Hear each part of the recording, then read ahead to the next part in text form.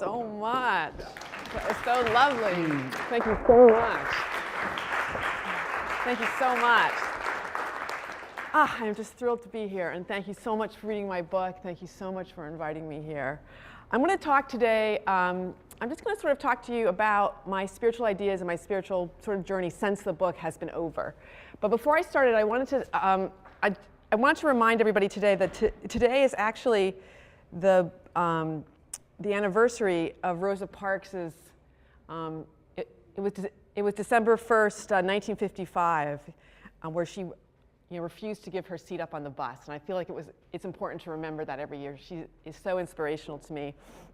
And I always love that when the police came to take her off the bus and told her she couldn't have her seat, she said, "You may do that. You may arrest me." May rather than can, which moved her from the victim to the actual protester. And the civil rights movement has something that's been so inspiring to me my whole life, and I constantly am reading about it. And when I was trying to show my daughter different religious traditions, we would do Christianity, Buddhism, we would do Islam, and then we would do the heroes of the civil rights movement. She would always like those the best because they were so the stories were so amazing and they seemed so much more closer to her. And I also find it, I read somewhere that someone on the bus, when Rosa Parks was doing her incredible holy act, they said that it was like a mosque, and mosque inside it was so quiet. And I always think of that she was able to make a church. She didn't even need to have a church to make a church, right? Just with her act. To me, that is so inspirational, And also the fact that desegregation is, is a political and a legal thing. But I live in New York City. I live in a very, we have every kind of class and race in our neighborhood. And I'm constantly reminded that, the ongoing work of, integration is actually a work of the Holy Spirit. I mean, that's not a legal thing. And I find that to be alive still in my life. And I think it's something to really remember. So I wanted to remember her today before I started, since she's such an incredible person. Amen. Oh, I love that. I don't think I've ever had an amen before. Wow. Okay, so my talk today will be about my own relationship to God and to holiness. And my own relationship to God has been defined by restlessness, by doubt, by a very passionate inquiry. It hasn't at all been smooth. I'm not the kind of person, you read my book. I could never join a church and just sort of stay and listen to the dogma and the songs. I've enjoyed a lot of my church life, but my main religious life has been being sort of like a armchair theologian. I've been wanting to discover some of these things myself firsthand. Though I've definitely have felt the divine mystery in my own life, and not necessarily for good or for bad. I'm not one of those people that think that once you sort of fall in the stream of believing in God and you have a religious life, that everything becomes good. I don't think that's true at all. I think sometimes your life can really kind of go to shit, actually. I think it can be really bad because you have to deal with yourself up front, right? You have to really start dealing with yourself. And that's not necessarily a positive thing. So I have felt like a lot of grace in my life, but it hasn't necessarily been happy, like a happy thing. It's been just more like a really powerful and energetic and amazing thing, sort of like science fiction, like really amazing and weird, not necessarily happy. So I think that's the thing that I really, my own search has been really defined by that. And I do find that it's in to me, God is very, is not knowable. It's a constant sort of, it's a joy, but also a chore and also painful to be longing all the time for this thing that you can never really know, right? But then that in a way is the mystery that's at the very source of all of our lives, I feel like. It's at the very center of mine, I know that. The idea of feeling something divine, but never really being able to get a hold of it completely. And a lot of my search has to do with my writing life. Like, I know you read about my friend, Sister Leslie, in my book, a lot of you, and she's such a wonderful nun. She's an Episcopal nun, friend of mine. And I'll always say to her, I'll talk to her about my problems in my writing life, and she'll say, "Darcey, we've been through this before. Your writing life is your religious life. It is your spiritual life. Don't try to separate them." And she's, I've gotten to that point where I feel like my writing life and my prayer life are so close together, my religious life, and as a novelist, like a lot of the way that I approach religion has to do with writing. And I got this great quote that I really thought, by the Nobel Prize winner, Orhan Pamuk, and I wanted to read it to you because it really sort of shows how I feel about the mystery of, how the mystery of God resides right in the middle of life and narrative. The modern secular individual, despite recognizing deep down the futility of his efforts, cannot help reflecting on the meaning of life as he tries to locate the center of the novel he is reading. For in seeking their center, he is seeking the center of his own life and that of the world. I think that's, when you teach writing, it's so tricky because you want there to be focus, thematic focus and whatnot, but you always want to respect the mystery as well. That mystery can't be, summed up in one line. The great books cannot be summed up, in one line. So the idea of the search for meaning, which is never fully understood, has been a constant in my life. After finishing my book, I got very interested. I had gone to church for a year, which sometimes was like a big drag, I have to say. My husband said we should call the book I Don't Want to Go to Church, not like I want to go to church, because I would get up, I would hear the buzzer, I would get up and I would go. And my daughter too would sometimes say to me, like, Mommy, I'm just not that religious. Do I have to go? She just really didn't like going. I mean, sometimes she would like it and sometimes she wouldn't. But I really got into the Transcendentalist after I finished the book. I read a book. I read Walden, and then I got on Margaret Fuller, who was the female Transcendentalist. If you don't know about her, she's a wonderful writer. And the Peabody sisters, the writings of Elizabeth Peabody, specifically. There's a great a book, sort of a joint biography of the Peabody sisters, which I really loved. Of course, Emerson and Thoreau, but really particularly the journals of Hawthorne, the American journals of Nathaniel Hawthorne. And if people have not read them, they are so beautiful. There's a beautiful excerpted one that you can get, very cheaply on the web, and I can't really, I'm kind of dense when it comes to religion. I can't understand anything unless it's really embodied in narrative, because that's why I became a writer, right? Because I can only understand things really in story form. So his journals and his incidental writing about his life, you really can start feeling what Transcendentalist was, what the actual spirit was, and what it was to live in that time. And those have really meant a lot to me. And the idea of God being more fully integrated into human life, into everyday life. This was right after the book. This was an idea that I was very interested in. I continue to be, and it started continued the work that my book had, which was the idea of working out your own personal theology. It's up to you. You can't just sit in the pew and expect everything to be handed to you 1 hour a week, right? You have it in you to redeem yourself, whatever that means, and you need to get off your butt and do it, And so that I felt like the Transcendentalists really understood that, and they meant a lot to me at this time. And the idea of holiness having to do with active thinking, the idea that holiness and thinking went together, was a transcendental idea that I took to like crazy. I think that's. I've felt, I can say I've actually felt like divinity in my life. I would say the movement of the mind would be one of, way up there, actually. Also, weirdly, rewriting. I feel like, how do I know how to rewrite? How do I know how to rewrite? It must be something coming that, helps me make something better, right? To make something more precise and more clear. So the idea that nature is hardwired into us, and that, divinity is us, basically. We are nature. We are the greater world. We are God.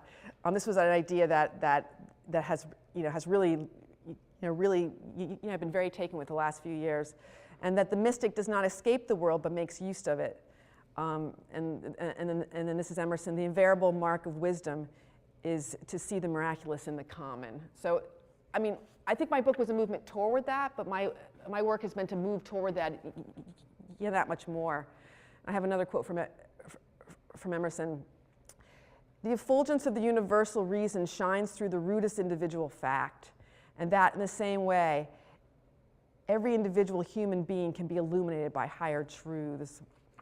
So this idea that the church is an inward reality, not just an outer reality. It's an inward reality. This is an idea that I've really run with in the last few years, and that the life of God in human nature, the divine life in man, And it's true. I've always had a very mixed relationship with church. You can see, actually church life. I mean, partly because of my father, partly because when I go to church, sometimes I am really, really bored. I mean, just really crazily, just bored out of my mind, So I've had to find, but I'm not sometimes. Sometimes I love it, and I'm moved, and I love the singing, and I love the liturgy, and I love the sermon. But then other times I'm just really bored, So I've had to feel like I've had to really work on my own to sort of jumpstart, feeling of awe and that that luminousness that you were talking about, like within my own life. So that that like original relationship between God and man in myself, and also through reading the Transcendentalist, I really realized that it wasn't, because when you hear about the Transcendentalists, you always think about hiking and that you're going to have to go in the woods and all this, and like you're going to have to spend a lot of time like hiking around. It's going to be like this big thing. And like when you actually read them, and now that I've done like a nice, I mean, I haven't read everything, but I've read a lot. I realized that it's not wilderness, it's wildness. It's that wild particle of divinity that they were really trying to propagate. They happened to find it in wilderness because that's where they were finding it. But in some ways, wilderness is secondary. I can find that kind of wildness, that particle of wildness, in my own Brooklyn neighborhood, in New York City, like in any experience. What I mean? That idea of that shifting part of humanity, that shifting part of nature, that wildness is so much more important than actual wilderness. So once I got that, then I could understand the Transcendentalists better, and I didn't feel like I had to go on long hikes with my backpack and all that. And through that, I started to understand that my relationship with nature sort of improved. I always sort of felt a little hostile toward nature. I've always been I'm very competitive, and I've always felt like kind of competitive with Jesus, for instance. Kind of competitive, and kind of competitive with nature too. I have felt really competitive with nature. So this helped me, this idea that it wasn't wilderness that was this thing I had to worship and all this stuff, but it was actually wildness, and I was as much nature as a tree or a fox or whatever. So this helped me a lot to sort of understand my place in the universe and my place, my divine place. This helped me, a lot. So I started to feel not so much God's subject, but a part or a piece of the mystery of God. And I started to feel, and this was a very interesting feeling to have, I started to realize, and this may be like totally crazy, but that my memories were a part of the greater nature's, of greater nature's memories. Like it was a piece of the whole. This was like a very beautiful feeling to have, I have to say, like very beautiful, but very real. I was really starting to feel this, And I'm like everybody else. On good days I can feel that, and then I have many months where I can't feel that at all. But it really started to seem very true that my own memories and my own life was a part of this bigger whole, but in a different way than I had thought before, in this transcendental framework, not so much in a straightforward Protestant or Christian framework. And this quote, this idea reminds me of another person I really admire, who is Eleanor Roosevelt. I don't know if I'm sort of obsessed with Eleanor Roosevelt. I'm always reading books about her, and I just am crazy for her. And she has said, this is a famous quote, but somehow or other human beings must get a feeling that there is in life a spring that flows for all humanity. And I think this is what I was able to finally feel, this idea of not just my own sort of natural, part of nature and part of being a part of the greater thing, but that it was connected to everyone as well, connected to the greater world. So this idea of thinking of myself as part of God, and also that intellectual movement is God, it very much became part of my life and my journey and my prayer life. And again, I'm going to quote Emerson: "A sentence in a book or a word dropped in conversation set free our fancy, and instantly our heads are bathed with galaxies." And that's, I think, what the Transcendentalists did for me, is they really showed me how close we always are to infinity. Like we're so close to it. All we need to do is feel it. We're so close to that idea, and that it can be triggered absolutely at like any moment. So I see this as a progression for myself, because I felt before that holiness wasn't kept inside of a church. I knew that is in my book a lot, right? That's sort of escaped, and it's in bars, and it's in costume jewelry and all these other crazy places. but my idea then was sort of that it was out of the church, but it was still focused in spots. It's kind of it's a very like pagan way to think in a way. Like, it's sort of pagan to think that God's in the church even. And I mean, now that seems to me very much sort of like idol worship, actually. But then for me, even to think that certain items are more holy than other items. And I've been really pushed now to think of holiness. I've been challenged to think of holiness as not just in moments in secular life or based on certain objects, but really being challenged to feel a sense of holiness all the time in everything, which I think is probably the natural movement, like of the person for me anyway, it's a natural movement for me, for a religious person, to feel like, there aren't any like specific spots of dense holiness, that it really is spread evenly everywhere, and I just have to be, the veil has to be removed so I can actually feel that. So that's a big challenge, though, I have to say. That's like, you have a lot of bad days and that's hard, but I feel the calling to feel that way now, so I'm trying to move myself in that direction. So that all happened. That was like a year or two, and then the next thing that really happened, which was just last summer, I guess, or last spring, is I was talking to my daughter. And I was really trying to have a religious talk with her. She's 50, she's 16 now, and we go to church sometimes. She's friendly with Sister Leslie. I mean, we've had lunch with the Episcopal bishop. I mean, she has had lots of like very interesting religious experiences. We recently saw Thich Nhat Hanh. She's seen lots. But I wanted us to do something more regular, whether that was reading some books together or because I feel like when she goes away from me, life is really hard, and when she has low points, I want her to have something that she can really lean on, that she really knows. And I didn't feel like that was really true. I felt like she had more like the sort of, bohemian, cultural New York experience. I wanted to work on it more. So it was supposed to be the come to Jesus talk, basically, is what I'm saying. But what turned out happening was so fascinating, is she said to me, she just really frankly said to me, her first thing she said to me is, I think Christianity is too jealous. It's too jealous. And I said, well, what do you mean by that? And she says, well, it's just too jealous. It takes too much of a person. It tries to take everything they have. Which, there's a sense that's true in a way. It's not necessarily a bad thing, though. That's the thing. But how do you explain that to your 16-year-old daughter, right? So then she said to me, and then the really sad part of the thing, which I hadn't known before, is she said to me, she admitted how frightened she had been by the proselytizing preachers on the subway in New York City as a little girl. And she'd been with me a lot of these times, and I had said to her, don't listen to them, the world's not going to end, we're going to move to the other side of the car. But she had seen a lot of them, which you do, like crazy people preaching, really preaching in a really passionate way. And she just said to me, a religion that motivates people to do that can't be sound. She just very frankly said that. And she had sort of decided this, I feel like. It was very sobering.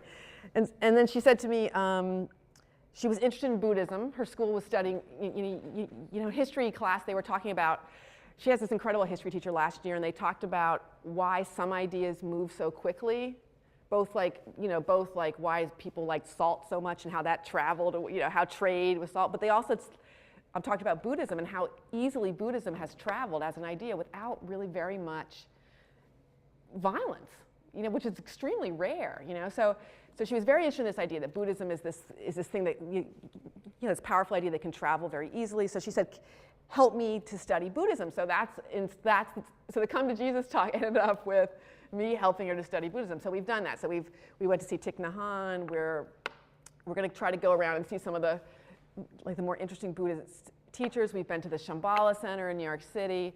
We're just a couple times a month. We try to move in that direction. We've read some stuff together. So so that really has helped me, because I've never really been that interested in Buddhism.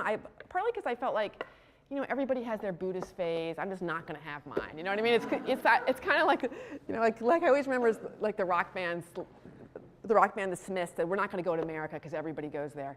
And like I kind of felt the same way. Like, I'm just not going to do Buddhism. I'm just not going to do it. But I have to say, through this, I have gotten really, really interested in Buddhism. And so, so my most recent, interest in study has been specifically Trungpa.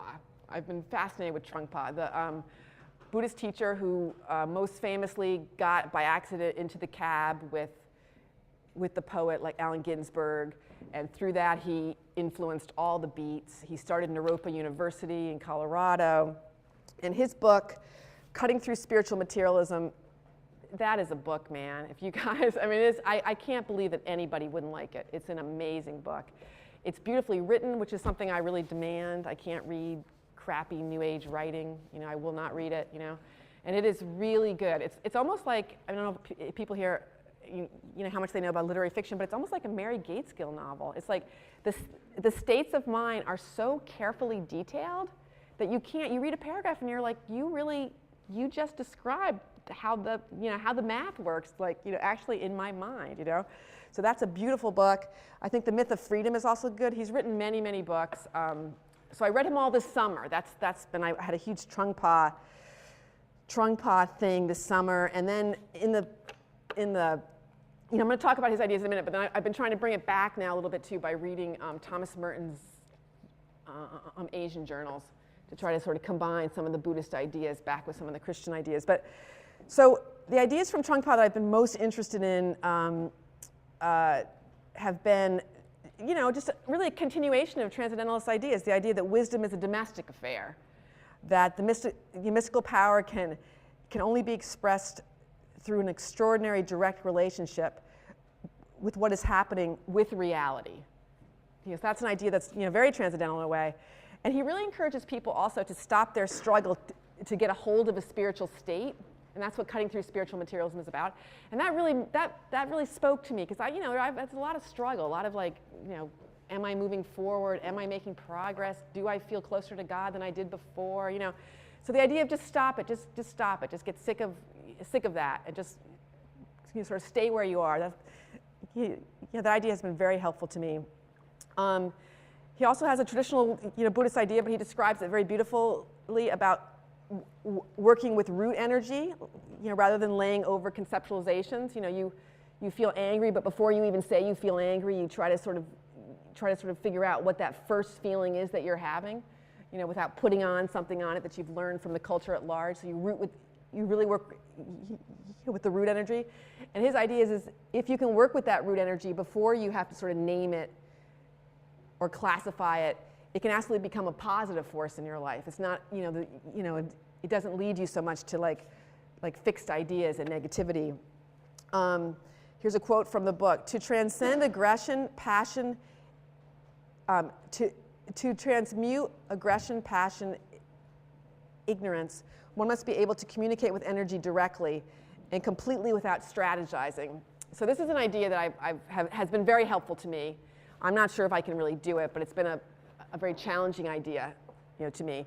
And that, the energy itself, to me, is wildness, is God, is the life force itself. So to have a new relationship with that is very, very challenging to me. And it kind of speaks to an idea that I've often had myself as a little girl. I can remember thinking to myself, I remember thinking to myself, I always had the feeling that God was very raw, sort of unevolved. And so that to have a relationship with God was so complicated, because it's very, in some ways it's sacrilegious to say, because how can we be more evolved than God? But something that's so fundamental, how do you have a relationship with that? But that idea that God is unevolved and therefore cannot be apprehended by the senses, and so God exists as the witness of what is, and also as light and of energy. This is an idea that made a lot of sense to me, and this idea has really informed my prayer and my meditation life as well. I started by praying or meditating by feeling like I was separate from God. I was like God's subject, and I would pray up. I still have a tendency to do that, I have to say. It's not up, it's in, or it's out, But this whole idea that that's not really the right way to be anchored to it, and this has a Christian has a Christian idea too. The idea that Adam and Eve were one with God, and they were thrown out of the garden, and then what we're all trying to do is get back, right? Is get back to some sense of to get back into the garden. So now when I pray, I feel like I'm more trying to unite. I'm trying to sort of take my place, back in the universe. And not that I'm separate, you're not praying for peace, to a separate God, but that I'm trying to unite myself back with the universe, to take my place, to like rest in God. That that I have a place, and that's that kind of brings us back to Rosa Parks, right? That's where like she had a place in the universe, and she knew it, right? And she wasn't going to give it up. She was going to protest to not give it up, right? Because I feel like that's a lot of religious life is about understanding that we have a rightful place, in this world, and it's a place within God, and to feel that we're a part of nature, and we're centered. We're centered in the world in the way, in a very intrinsic way that we need to be. And this brought me back to a quote by Thomas Merton, which is, "Man seeks to reconstruct that unity, which the predominance of one or other of the features of his character has broken or threatens to demolish." So this idea that we really, God's always with us, we're always one with God, but we feel like we're separate, right? So like through our character, we feel that we're separate. So that your prayer life can be a place where you take your place again. So this idea of the Buddhist idea, of having a direct interaction with reality, and to deal with reality, and to be there in the moment. So all these ideas have been the ones that have been sort of swirling around me recently. But what has come about because of this most recently, it has been a little bit alarming to me, because I've really realized, and this has come really through meditation, through prayer, through thinking, in my quieter moments, it's made me wonder, because the idea of the loving God has always been very important to me. I'm a minister's daughter. I did like "Now I lay me down to sleep, I pray the Lord my soul." Ever since, the whole idea of the loving God. But it's really made me question in the last year or so if the concept of the loving God isn't hurting my connection with God.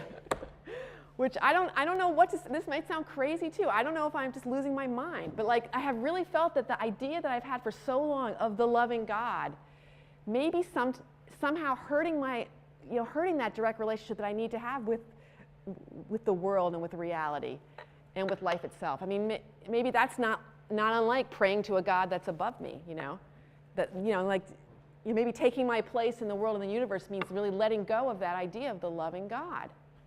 Now, I don't know if this is true or not, and I don't want anyone to give up their loving God, because it's a little bit like giving up your teddy bear or something. It's like terrible. Or your Bobo, your pacifier.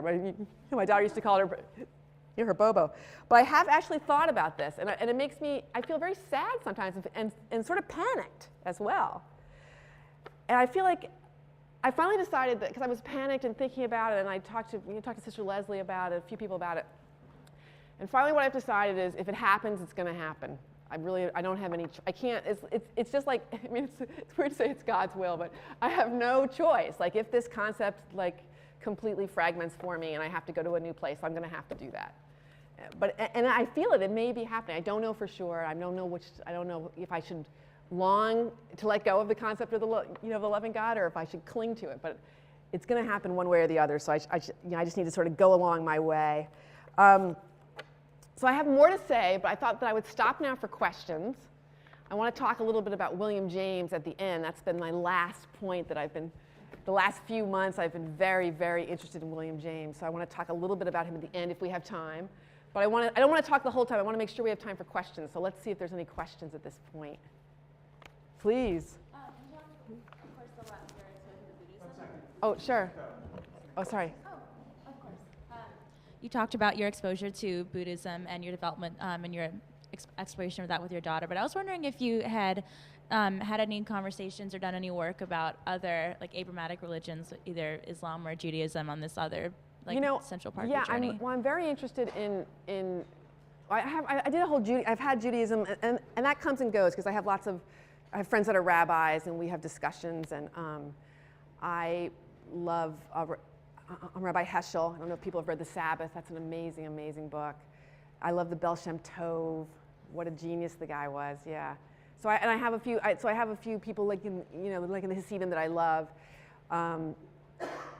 Not so much really like with Islam. I would like to do more, though, to be honest. My main contact with Islam now is cab drivers. Is when I think I'll ask them questions. I'll see that they are probably ask them questions, and I get like information from them. But I've read a little bit, but not as much as I would like to. I definitely would like to do more on that. Like definitely.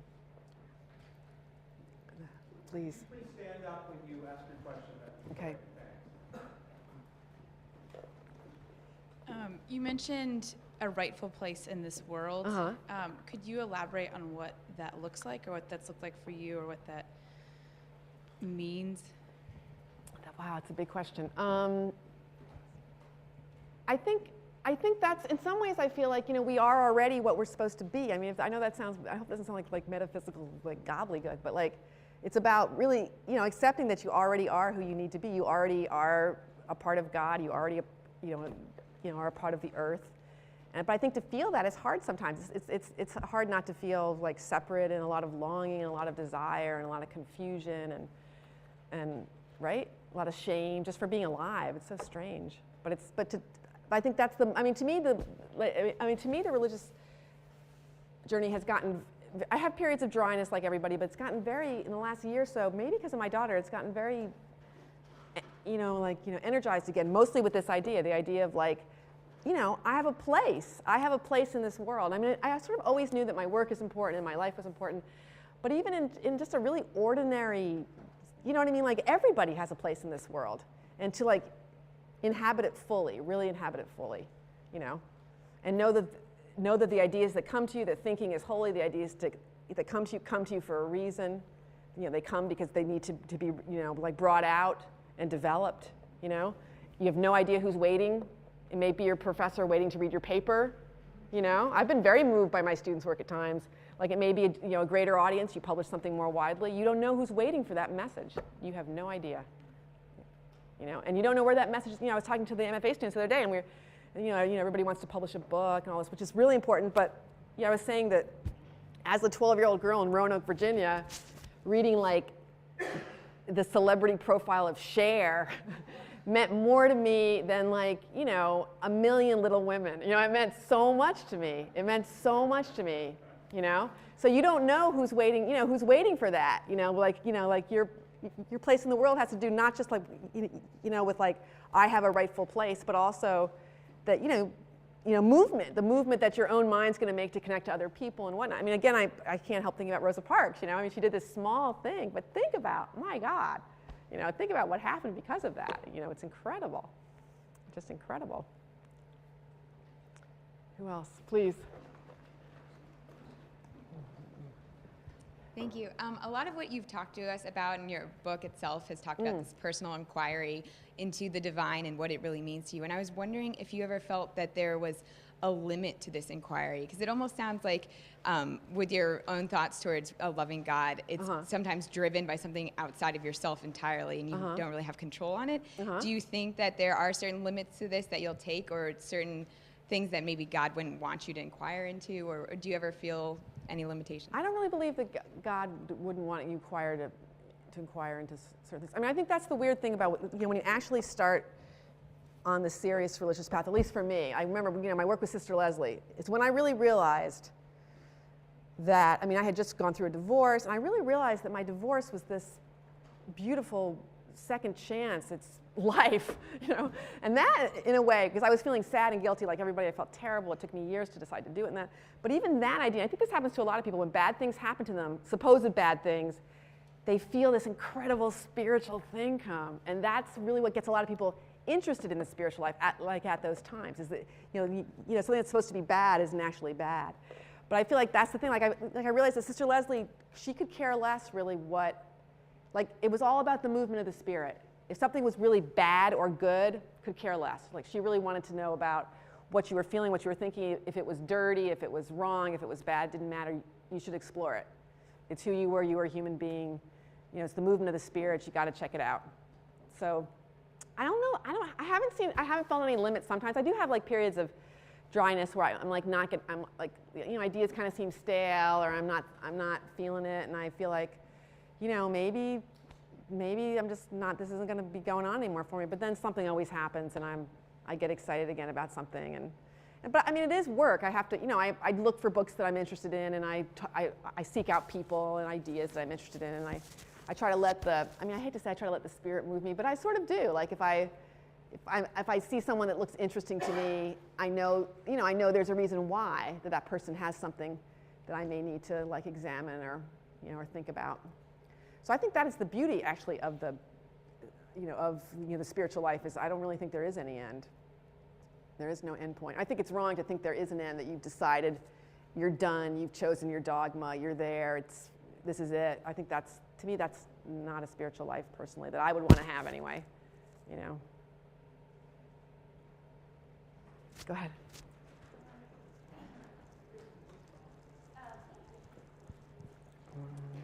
It seemed like towards the end of Easter Everywhere, you kind of released the church of its responsibility as kind of this sole, really concentrated place of worship, and just saw the sacred in so many things. Has this allowed you sort of, I don't know, what's happened? Has there been fellowship in many places with many objects, with many things? Have you found that since you've done I think it? that's true. I think I have less and less. I mean, I used to feel like, and I still feel like this to a certain extent, that I should really go to church, and I do go to church. I do things that I consider like traditionally religious as much as I can, but I have really always felt, because of my background, that I should be a member of a church. I should, put money in the collection plate. But for me, that really hasn't worked out. It hasn't. I've never really been totally comfortable in like a church setting. So for me, it has been a real gift to be able to, both have, like I have a girlfriend, and we recommend each other religious books, and then we go and have wine and we talk about them like crazy and everything. It's like, so I have a lot of things like that in my life where I have friends that are sort of, we both have interest in different things, and that leads us to spiritual fellowship. And I mean, I think I'm mixed, because on the one hand I feel like the dinner party is just, a good dinner party and can be just as good as any church service as far as communion and talking about things, and I mean even talking about books. I feel so lucky to teach novels, because I feel like that's the best communion I've ever had, ever, no matter in anything, is talking like seriously about a book with somebody. Like that makes community like nothing else. Like I sometimes think that that's why books exist, is so people can meet and have communion over them. I mean, it's just so incredible. But I don't know. But then on the other hand, I really like the idea of the church, because you're not going to invite everybody to your dinner party. Like that, those people are chosen for their talents, sometimes for their socioeconomic. So I love the idea of the church that includes everyone. There's a wide variety of people. In my book, I go to a church in my neighborhood. There are many people that were not like me. I'm still friendly with many of those people. So I don't know. It's hard. It's hard to get that feeling of, where everybody comes, what social class, what race, comes like equally to a place. I mean, that is a beautiful thing about a church, which is hard for me to give up, on completely. I think that's a beautiful thing, Please go ahead. I'd like to know a bit more, hear from you about what moved you to write. Well, not that would be, I guess the answer would be the Holy Spirit, but why did you write Easter Everywhere at the time when you wrote it, and what did audience have to do? How did you sort of envision or think of audience as you developed your voice in writing in that style? Because an autobiographical voice tends to be different from a novelist voice. And how was that also perhaps part of your also spiritual growth? Well, I decided to write, I wanted to tell, I had changed a lot. I had gone through a divorce, and I had this big sort of spiritual interest, and I decided that I wanted to tell myself my life story again, like right at the point where I was, which I guess at that point I was probably 42 or something. And I wanted to I feel like it's the same reason people like sometimes will decide to go back into therapy. Like they want to reshift. Like they had one narrative view of their life, and now things have changed, and they have to tell themselves their life story now in a new way, right? So I wanted to do that about my own life.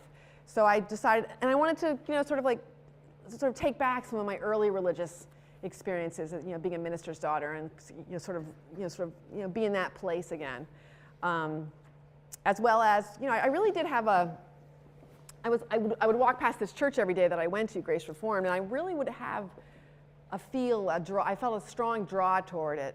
I mean, maybe it was just depression or loneliness, but I would really feel it. And there's lots of churches in the neighborhood, but I would really feel it, And so that was part of it too. I wanted to explore this church. I wanted to sort of sink into my neighborhood more deeply. So the things all came together, and I decided that it was time to move to nonfiction. And it was much different than writing a novel in that I wrote it faster, and I knew the parts I wanted to write about. I had lots to write about, which I don't always like. Sometimes it's hard for me to build my novels slowly. I build my novels much more slowly. And it was like all writing, it was a spiritual experience. Yeah, I mean, definitely. Like I got to revisit. I got to really cherish my early life, I think, in a way that I didn't necessarily. I thought about my father a lot. He's been a very interesting, spiritual kind of conundrum in my life. He's a wonderful man, but his message has been a complicated one in a lot of ways. So yeah, I don't know if that answers the question. Yeah. Go ahead, please.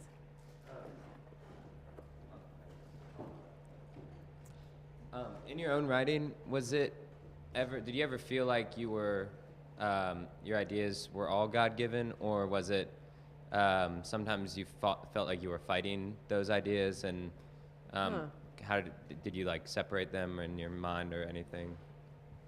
That's interesting. I don't know. I mean, I feel like it's tricky because I think sometimes when I say that ideas come from from God or from nature. It's really like it isn't really as metaphysical as it sounds, because it's sort of like we are nature, and so of course an idea that we had would be a part of the natural process, just like the seasons turning or whatnot, right? So it's like that that big idea of God, that big natural idea of God.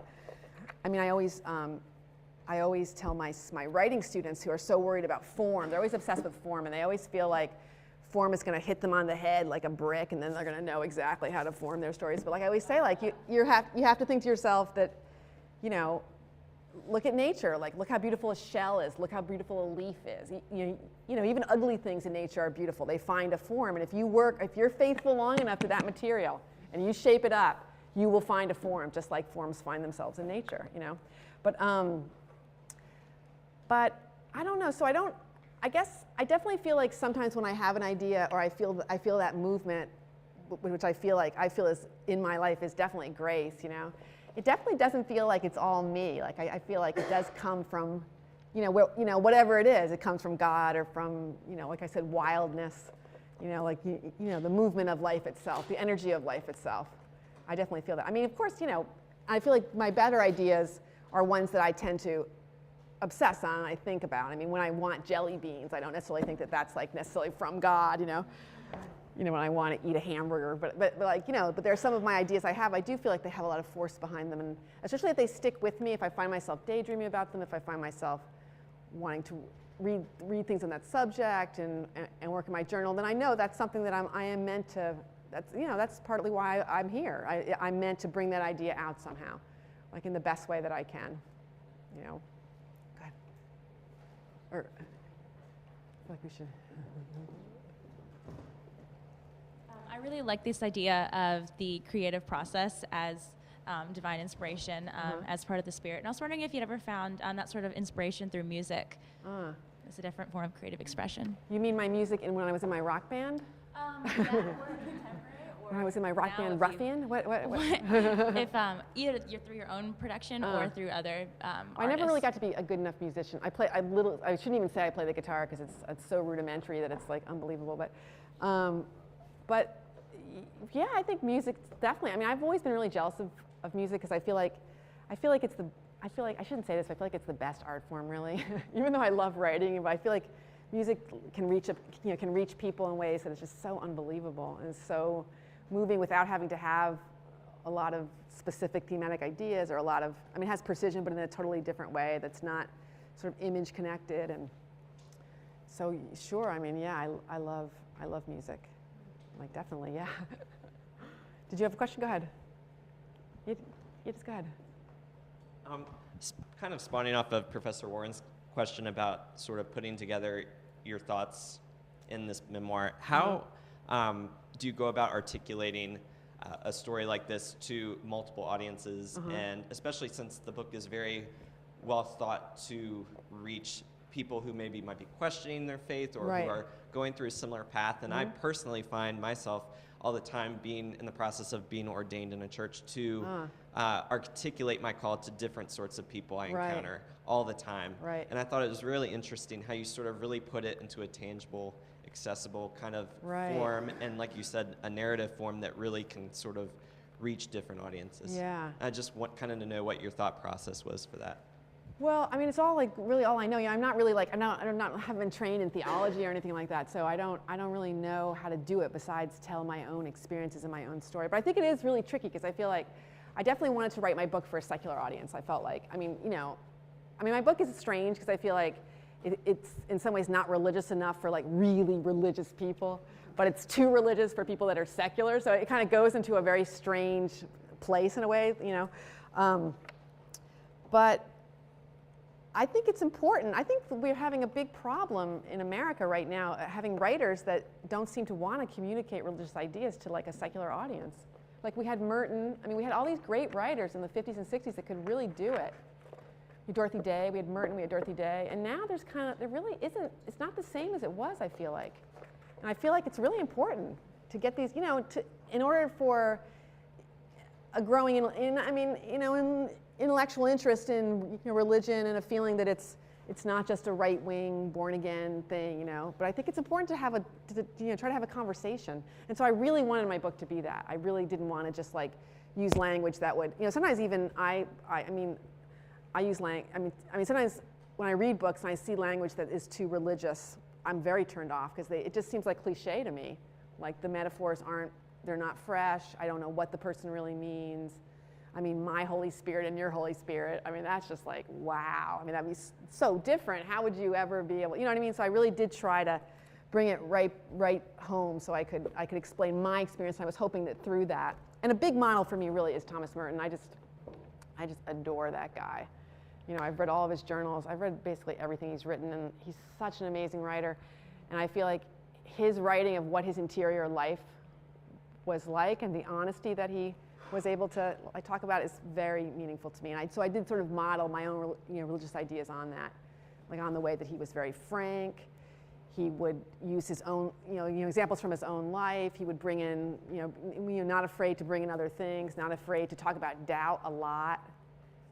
So that definitely was a model for me as I was working on the book. Oh, please. Oh. Yeah. So maybe part of the angst underlying this question is the fact that you're disrupting my proverbial teddy bear, aka the loving God. But I can't let you get away without talking about that a bit more. Okay. I'm just wondering, could you articulate why would the thought or belief or aspect of a loving God disrupt this process for you, or the process that you've been going through? So. Well, it's a big question, and if we should really just like go have a drink because it's that kind of a question, really. But it would take like several hours of like, but it's about through some of the reading and through this the Buddhist reading, the idea of like trying to deal with reality, which means you're not going to lump a lot of preconceived ideas on things, like what holiness means, right? Like what God means. The loving God is, even though it's positive and it's been helpful to me, it still is starting to seem like a preconceived idea that was given to me as a girl, right? And I've used it a lot, but I haven't really thought about it a heck of a lot, really. Like it was sort of giving to me, God loves you, your guardian angel is up there, God loves you. Like, and it's something that I think it may be time for me to think about. Particularly because I think in my life, a God that's like both, like I don't think God, my life God, like the idea of God has been the most meaningful and has rattled me the most when it hasn't just been like loving or good.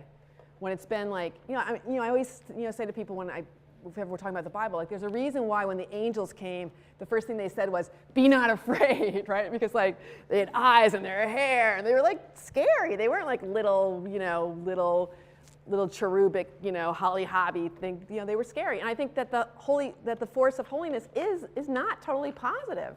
Like I said, it can be very disruptive in people's lives. It's not a totally positive thing. I think to think that God only wants what's good in human terms is crazy. I mean, I think that's crazy. We don't really know what God's work is for us. I mean, that's where the mystery part comes in. God in the mystery of life. We don't really know. And I think that in my own life, it's a bracketed place, maybe for me, this idea of the loving God, But I'm not saying that I give it up like I'm going to give it up. It's like I don't really want to give it up. And I still, before, when I was in my little room at the Colonnade Club, I was like, loving God, please, make me do a good job on my lecture. You know what I mean? Believe me, I'm still right there. It's like, but I'm just saying that it's become more of a question. I'm more open to it, which I think, to be honest, is kind of positive. That I'm more like, open to the idea of God as a different sort of, like a more open, not necessarily good, more open, bad and good, life force, energy, wildness force, and not so much this idea, only of the loving God. Does that help at all, or what? Do those have to be mutually exclusive, though? I don't know. That's a good question. I don't know. I have to say I don't know that. If you bring me back in 2 years, I may be farther along then. I don't know. I don't really know. I also think I worry that it's very easy to be like, God loves you. And I also have lots of memories of like bad. Do have some memories of bad theology, like being around ministers when I was little. And I can remember several times, like not my father ever, but just stupid ministers saying to, women whose kids had died, God, needed a rosebud for his garden or something. I'm like, fuck you. I mean, that's just like, you know what I mean? So I saw a lot of like the loving God just being like really manhandled in a way that was totally uncool, So that's another thing to think of. I wonder about that. The idea, this concept. It's a human concept. It's not. I mean, the loving God is not God's concept. It's a human. It's a human construct. Different for each one of us, right? But. So I don't know. I don't know what the question is to this one. I don't really know. I don't know. Yeah, please. I hate to follow the teddy bear question, but I want to just follow up on something that you said, especially about the unknowable mystery of God, and that you described yourself as a kind of armchair theologian, which I just thought was a really interesting phrase. But I wanted to ask, what then is the role of comprehensive religious traditions? Yeah, it's a good point. I guess as somebody who would hold to one of those, I guess are we missing it? No, I don't think so. Okay. I think it's. I mean, I totally. If there weren't for all the the wonderful histories of I've read Aquinas, all the the incredible Catholic. I mean, I was at a reading of who was it? It was an older American novelist. I'm not gonna be able to remember his name, but he said something like, "I don't care anything about religion, and I would never read any Judaism or Christianity." I'm just like, are you crazy? Like, people have worked so hard on this big question, and you're not even going to read any of the books? I mean, that to me is just so stupid. It's like, and I think that it's it's because of the desire and the longing in the world that these traditions came up. I mean, they're, in general, it's a beautiful thing that people have tried to work together to figure out shared ideas about God and whatnot. Though I would encourage you within that to do, to try to do your own thing too. To have your own, that you're, to really feel like your own journey and your own search and your own that you're responsible for your own religious life and for your own spirituality. I would encourage you to really take that journey yourself as well. But I don't think it has to be done separate from a religious tradition. Not at all. I mean, not at all. Let's have people haven't asked questions first, and then sorry, please. I'm sorry. Yeah. I'm gonna go back to the teddy bear thing real quick. Okay, go, yeah. I think what he wants, I'm guessing, but I guess I'm wanting maybe like an example. So like, what would that look like practically to say like that we don't know, like you don't want to believe in a loving God because you can't really decide where God is actually working. It could be disruptive. Right. Like, I mean, practically, like, could you look at a horrible situation and say, well, that very well could be God, or do you want to say that certain things aren't God at all? Because on one hand, you have like the cheesy God I that's don't sort of feel like saying, I can really say what's God. I mean, I do think I get a feel for when things are just downright evil, sure, but I think that's very rare. That's like, that's like 0.00% of. I mean, I think evil behavior is really rare. Though I do believe in evil, but I don't really think it's up for us to judge almost any situation. I mean, I think history has kind of showed this over and over again. As far as politics and wars and whatnot. Like I don't think there's really is like the idea a God, like a USDA God-approved situation. I think it's much more complicated than that. Yeah, And I think it's also very, like, I've come to think myself that for me to decide, oh, well, it's God's will, that's like, it's kind of immature of me spiritually, I feel like, to think that. I felt that, recently I felt that definitely. Okay. But go ahead with your questions. You seem like you. Well, I don't know. I guess I just keep thinking about I'm sorry I've my own upset you sort of- guys, though. I feel bad now. I feel really bad. I feel really bad now. I mean, I've had But experiences. that's not what I meant to do. I mean, maybe a little bit like evoke and disturb, but not really like make sad. You know what I mean? Like. I guess I was trying to think about, situations that have happened politically or socially where people have sort of told me, well, that was God's sovereignty making that happen. Yeah. And so when you say you don't want to say, like, sort of name who God is or that God has to be love, I worry about those people who can then look at those sort of awful situations and say, well, that was part of God's plan too. Like, this evil, like, God wanted to happen, and that too could be. This is good. This is fine. And I don't really like that either. Well, but it's shaky. Like, again, I know I've been talking a lot. Am I making any sense, by the way? No, yeah, Okay. totally. But I want to. But like the civil rights movement is, I think, a great example of this. Where I was always so moved, and my husband's also very like interested in the civil rights movement, and we read The Children together, and we talked about all the books and everything. And he's very secular. He's probably agnostic. Well, he might even be an atheist actually. But I have always loved the civil rights movement, partly because they would start at the church, right? They start at the church, they pray, then they go on their march. It's not like they're like going around in their clown wigs with their painter pant overalls. You know what I mean? Like it has a root in the spiritual life, and I think. They didn't pray saying, we know we're right, God. You know what I mean? Like, let us win. They prayed saying, we don't know. We feel moved to do this thing. And that's different than it's necessarily even God ordained. You know what I mean? It's a very pedantic. Maybe we should grab that drink at a certain point. That's helpful though. That's okay. helpful. That's a little bit of an example. I'll email you or something. Okay. Thank you. That's fine. There was a question. Oh. I have a question, yeah, please. Oh, go ahead, please. But along the same lines of like the loving God, I think what concerns me is that like you lean on the church and you lean on God for comfort, like when you're in those bad situations. And I think the idea of the loving God is more of a comfort thing rather than like a theology thing.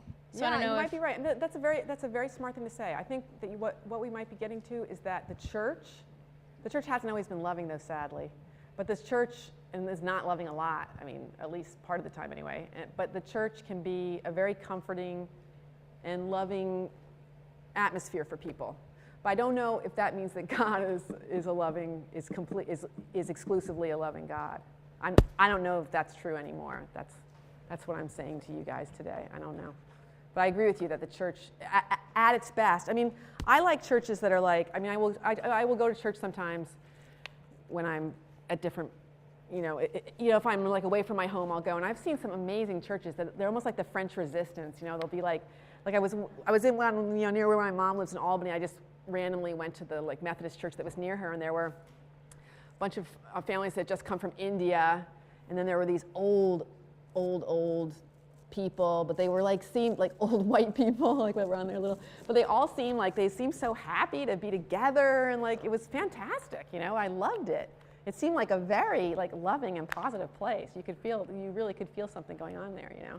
So I think it can really happen. The church can be amazing place of community. So. Oh, go ahead, please. So thinking about just sort of your talk about the transcendentalists and everything, and really good stuff there, becoming a piece of the mystery of God and the wildness of divinity and everything. I was just wondering if you could talk maybe about the transcendentalists a lot is about truth and the connection to that being this eyeball that's seeing truth directly. But what about the Christian lens that can be applied to that, or sort of in your experience? Can you be a little more specific? Just in your study of transcendentalists, how did that reflect on your Christian faith and sort of that particular? Sorry. No, go ahead. I'm sorry. That particular interpretation of the mystery of truth or everything out there. I'll try to. Yeah, I'll try. Part of my interest in in the Transcendentalists, I think, is that they were a lot. They were former. They're all former ministers. Like, Emerson is a former minister, and so I really like the idea of like the minister that's decided not to be a minister anymore. That to me is like I love that. Like that's my best. Like I always love like the idea of the minister that's on the edge, sort of like the junkie / minister. That's like my favorite kind of character. But that I feel like the Transcendentalists are in that pocket where, I mean, you probably know this, that what was happening at that time is that finally a lot of the mystic texts were translated into German so they could finally be read, some of the Eastern texts. And that's really why we have Transcendentalism, is that the mind was blown, like their minds were blown by some of these Eastern ideas, some of these Buddhist ideas. Like they finally got to read the Bhagavad Gita, and they finally got to read some of these books. So that idea of like a more expansive idea of what God was, that God wasn't only involved with the old church, there was new things you could do yourself in the moment. That's the thing that I like the book, best about it. And that really came about partly because in my book, I go to Grace Reformed, and they're not really Pentecostal, but they definitely it's very different, like from my own like Lutheran upbringing, which is very badly loud but badly sung hymns, and like a lot of like very strict, where they're like, they're whipping it up, they're praying. And if you've ever heard West Indian Americans pray, I mean, they can pray like, they are fantastic at praying, like they just are great. Like you could feel it, And I realized they were trying to make something happen then. Like they weren't happy just to like read prayers that were about something happening a long time ago, right? They were trying to make something happen mystical right then. And that, even though I didn't agree with it, I also felt like a little bit sometimes like, it was like people that were always in the first stage of love, like, you know what I mean? They would never get out of that first, like, oh, I'm in love. Like, it seemed a little bit immature to me sometimes even, but the idea really excited me. And I think the reason that then I went to the Transcendentalists is because in their own way, in a way that was, fit better with who I am and my personality, like they were trying to do the same thing. They were trying to make something spiritual happen right there in the moment, like with their involvement with nature, you know what I mean? Like with their group talks, and that really, really spoke to me. Not something just in the church, but trying to make something happen right now. Right now, something that's filled with grace. Can I ask one more thing? Yeah, I think, yeah. So still connected with like the Transcendentalist movement, like Yeah. You talked a little bit about the language of the church, and that's been a big theme in our class. And like, I guess one thing in like Nature by Emerson, he writes that like words are finite organs of the infinite mind, and they can't properly address like what is truth. And I guess just like how do you apply that to the language of the church, but also like as a novelist, like using words as your medium to express infinite thoughts. I know, it's an endlessly challenging thing. I mean, I'm very interested in this idea, partly because I feel like that's part of where the mystery lies in writing, right? Is the idea that we have these preconceived, even like a chair. Well, you can say it's a chair, that's the name for it, but really it's this wooden thing that has a certain, you know what I mean? It's like, and I always think of, I have a friend that spent a lot of time in a thought deprivation tank, and he told me that when he came out, I know it's weird, right? But I do. And when he came out, he noticed that like the trees everything had an aura. You know what I mean? Trees had an aura, and like people had different auras, and like different, like you got a real feeling from different colors. And he started to realize that the reason we have to say like person, chair, house is because like if we could see clearly, like at the scale, like they talk about this in the Bible, if the scales could fall off of our eyes and we could really see the world, we would just be like, tree, you know what I mean? Like, oh my God, like you'd have to stay there for like 20 years just like looking at the tree. So that whole idea of the name for the thing versus the glory of the thing, I mean, that is the challenge of writing, that you're always trying to make those negotiations, like, because you can't let the glory out for every single item that you describe, right? Because it would just be too boring, but like you have to let the glory out in different ways, as you're writing, or people wouldn't want to read, So that's a huge challenge, I think, both in the spiritual life, like whether we're trying to talk about our spiritual life with people or even think about it ourselves, like putting names to things that have happened to us, or whether you're trying to describe something or write something in a book, definitely very challenging, very challenging. Go ahead. In your book, I got the sense that you weren't blaming anyone. I don't know if that's true. If it is, was there a point in your life that you did blame your parents or your family or other people? And if you don't, then how do you not blame them anymore? How do I not blame them anymore? Yeah. That's a big question. All right. No, I don't think I I mean, there have been times I'm old enough now where I see my parents as like wonderful but valuable people, and I mostly am grateful for my life in the church. I mean, I had a very strange upbringing in that I was a minister. I was sort of raised like a Victorian girl. Like I learned Latin, and I had to memorize lots of the Bible, and I was in church all the time, and I was always taught that our family was better than our financial means. You know what I mean? Like, so we were always living in this way where we're really, we know Latin and we're intellectual, but we live in this crappy little ranch house, But so there was that feeling all the time. But I think that I don't know. I mean, I think it's hard. Your parents, the fact that you have to just deal with their lives. I feel like that's what I've come down to now. Just like they give you their lives, kind of, and they're like, you sort of in some ways feel responsible for their life, the life they've lived, the choices they've made, and it can be really hard. There's something really sad and hard about it sometimes. Just the fact that they've lived this life, they have these regrets, and you know what I mean. It's very complicated, But I've tried. I mean, definitely through writing the book, I've tried to. I definitely tried to. I have a lot of love for people in my family. I try to show that. Like if I tried to make myself the person who was searching and foolish and making mistakes, and I tried to show them, with a wide variety of qualities. But it takes a long time. It takes a long time to really be able to, I don't know if you get any wiser in life, but you definitely get, I feel like I'm a little bit like, it's like I'm on horseback. You can see a little more of the terrain as you get older. You know what I mean? Like I'm a little bit higher up on the horse now, and I can see, oh, okay, well, you're not so fixated on people's wrongs and how they've wronged you. You can kind of see, in the distance a little bit more. And that's definitely helped me in coming to terms with my past life and my family. Is it time? No, may I ask one final question? Okay, sure. Maybe afterwards we can stick around. Of course. I would love that, yeah. But that makes me, the last point, makes me just want to ask quickly, I don't know if you've seen Patricia Hampel's little book, I Can Tell You Stories. Yes, most definitely, yeah. Great book about memoir. Yeah. And she has a chapter called, Other People's Secrets, basically about the treachery of writing memoir. Right. And she says something the parallel lines of memory and imagination clash and collide finally in narrative. The casualty is the body of privacy lying smashed on the tracks. And what you just said makes me just want to ask what the fallout was, if any, of your book with your family and friends and the secrets that you portrayed. Yeah, no, there definitely was. Yeah, no, my dad we had a few serious dinners, where he would tell me things about his life. And I mean, luckily for me is when he had his shrink read the book, and the shrink's point of view was, Paul, this is an incredible opportunity for you. So I was just like, yes, this is fantastic. So he kind of treated it like that. It was hard for him, but he treated it like it. So it turned out ultimately to be a positive thing. My mom was a little harder, but I think I read at St. Rose's College in Albany, and I read all the parts that make her look the best. And she was so happy. so that kind of put that to rest. The hardest person in a way has been my dad. My dad has been married a bunch of times, he's on his third wife, and she's a lovely person.